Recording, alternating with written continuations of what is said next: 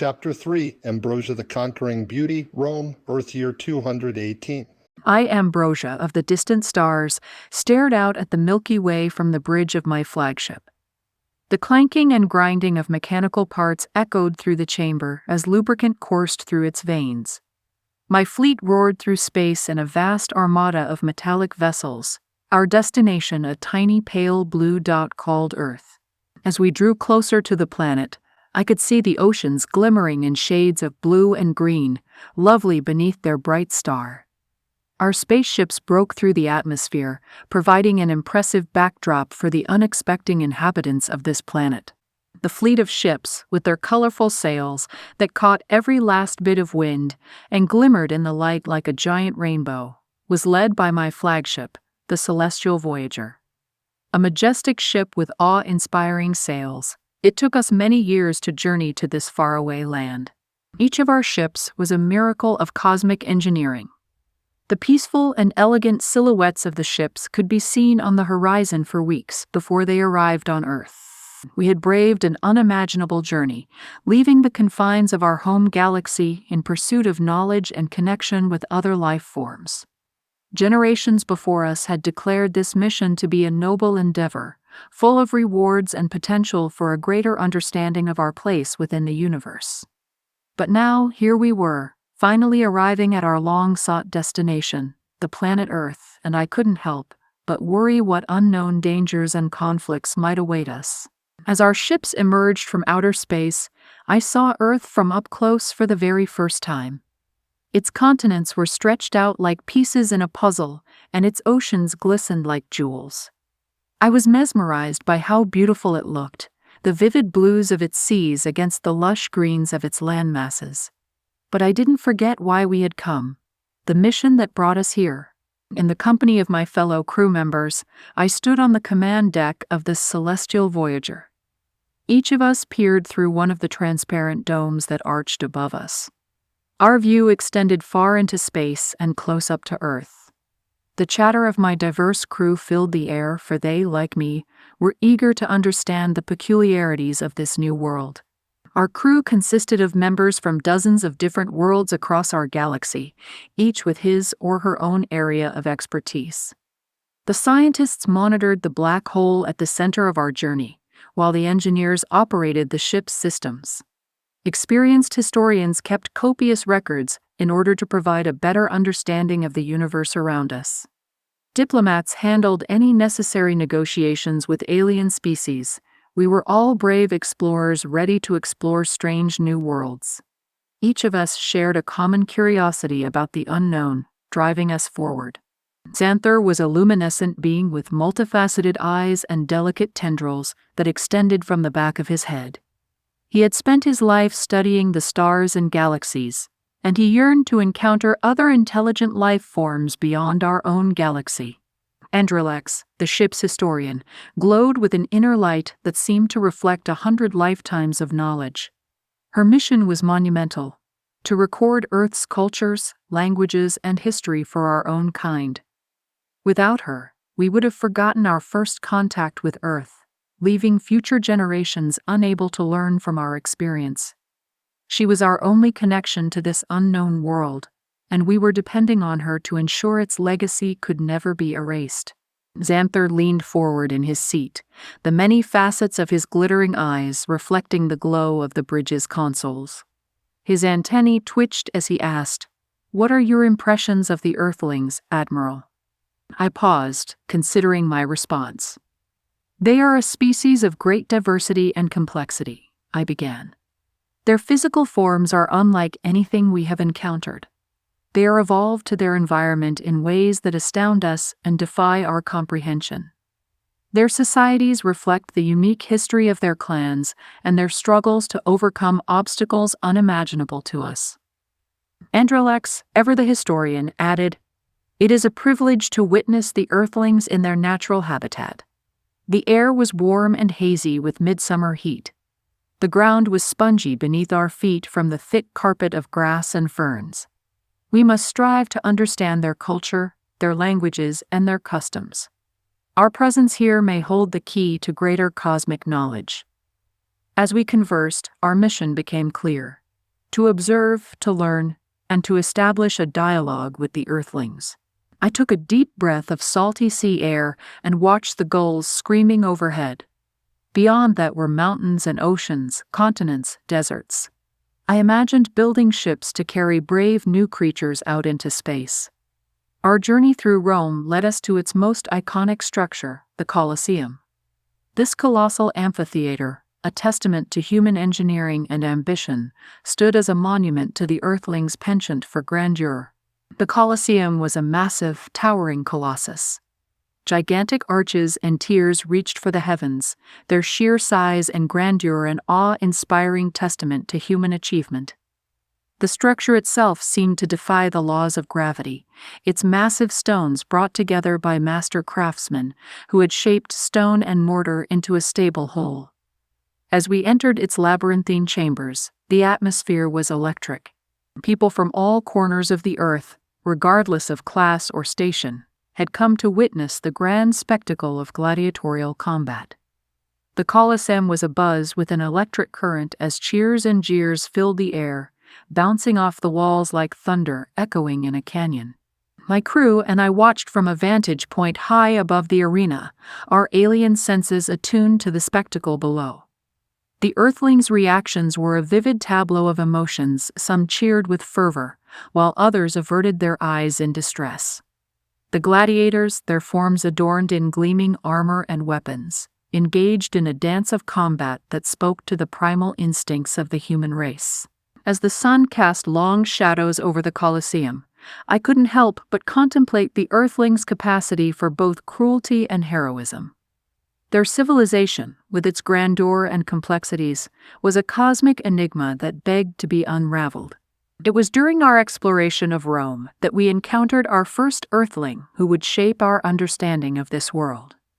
A scholar named Lucius, with a keen intellect and a thirst for knowledge, approached us with curiosity in his eyes.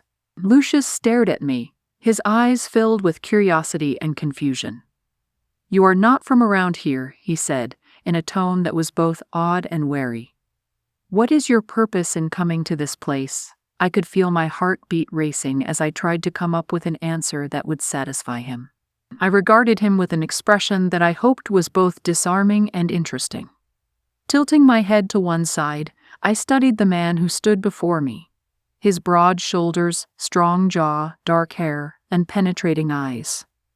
"We are explorers from a distant galaxy," I replied. "We have come to Earth in the hopes of forging a connection between our civilizations, of learning from one another."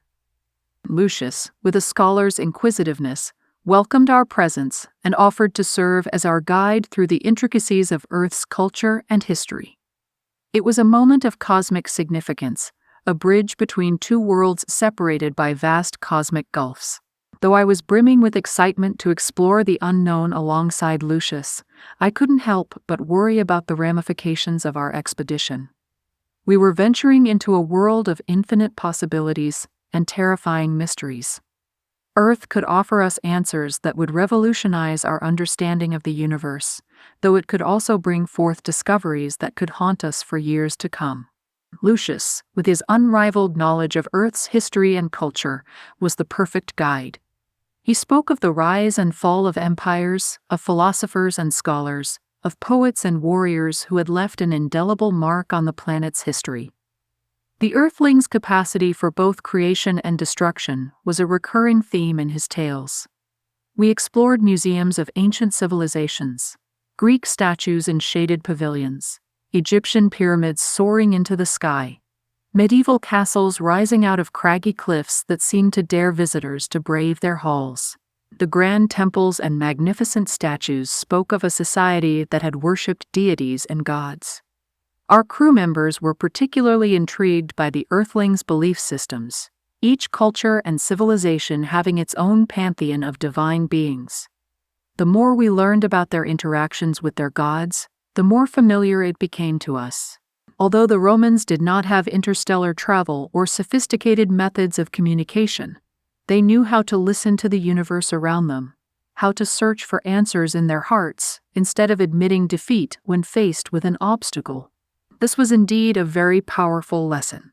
The Earthlings were filled with curiosity about our advanced technology. They wanted to learn all they could about our spacecrafts, energy sources, and medical advances. In exchange, we were fascinated by the information they shared on Earth's organisms, their knowledge of nature, and the fundamentals of their primitive medical techniques. One of the most remarkable experiences during our stay in Rome was the opportunity to witness the colossal structures that resulted from the Earthlings' architectural prowess. Their propensity for construction was evidenced by their aqueducts, roads, and bridges, which we observed firsthand as they were being built. Working with rudimentary tools and the strength of many hands, the Earthlings coordinated their efforts so that a small group could accomplish what might otherwise have taken dozens or even hundreds. Lucius led us through a hall of intricately carved marble reliefs and towering columns, introducing us to engineers and architects who explained the nuances of their earthly construction methods. We witnessed skilled artisans delicately laying stones into place, taking care to align them precisely. We then proceeded to the Senate chamber, where we found ourselves captivated by the proceedings. Senators discussed matters of justice and debated on the various principles of Roman law with great enthusiasm. Our eyes widened as they described the complex yet elegant system which undergirded Roman governance. We observed their military operations with great interest. The Earthlings' legions were the backbone of their empire, known for their discipline and tenacity in maintaining order and guarding against threats. We were particularly fascinated by the strategies employed by their generals and commanders, and engaged in numerous discussions with their military strategists. As our crew members traveled around the planet, they became enthralled with the cultures they encountered. They visited art galleries to admire the works of Earthling painters and attended concerts to experience the intricate melodies of local musicians. The incredible diversity and beauty of expression on Earth was unparalleled, reflecting its multitude of traditions and customs. Our mission was not without challenges, however. There were moments of cultural misunderstandings and miscommunications. Earthlings, too, faced their share of apprehensions and concerns about beings from another galaxy. These worries were often focused on the subject of our physicality, and some were fearful we would destroy humanity. Yet, through patience and diplomacy, we were able to navigate these hurdles to foster a spirit of cooperation. The time of our visit to Rome was a period of unprecedented cultural exchange. We experienced their festivals and customs, and in turn, we taught them about the traditions from our own galaxy. Little did humans know it then, but Roman wines became famous throughout the universe. European cities were reconstructed on faraway planets based on ancient models. Even in space stations, holograms of the Romans' classical sculptures moved through the passageways. Androlex diligently documented our experiences, capturing the essence of our journey as we spent day after day lost in written records and artistic depictions. In her spare time, she sketched uncannily accurate representations of the planet's inhabitants, their homes and habits and relationships. She strove to record everything about the people she'd met, from skin tones and mannerisms to various cultural practices. Her mission was to present a detailed picture of humanity to other worlds, a testament to the power of knowledge and cooperation in the vast cosmos. The longer we stayed on Earth, the more I felt the divide between our two civilizations. Our technology had been embraced by some of Earth's people and had helped to push their advancements forward. But there were still those who remained skeptical of our presence, unwilling to accept us as friends and allies. The insights we had gained into human nature provided clarity, but also left us feeling uncertain about our place in this new world. Slowly, over time, as we explored the limits of Rome and pushed past what had been done before, we recognized that our mission extended beyond the boundaries of this ancient city. Earth was a planet of immense diversity, with endless civilizations and cultures waiting to be discovered. The vastness of space beckoned us forward. The call to explore new worlds was irresistible. And so, with heavy hearts, we bid farewell to Rome and set off on the next leg of our cosmic journey, promising to return someday and continue our exploration. The stars shone above us like diamonds in the sky, their shimmering light reflecting off the metal hulls of our spacecrafts. As we soared through the blackness of space, we were filled with an unshakable sense of wonder and awe at the sheer beauty and immensity of the universe around us. Our next destination would be the Andromeda Galaxy M31, which had been home to primitive civilizations eons ago.